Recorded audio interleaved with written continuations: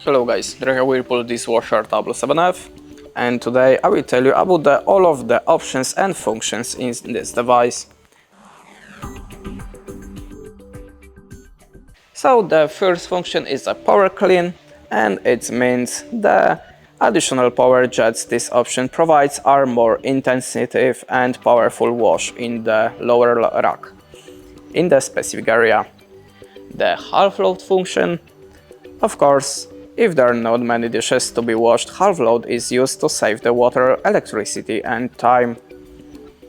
The extra dry function, the higher temperature during the final rinse and the extended drying phase allows for improved drying. The delay function, by this function you can manage the delay of start your program.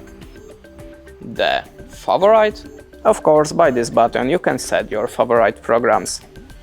The key lock, this is for a child lock. And that's it. Thanks for watching, leave us a like or a comment, and goodbye.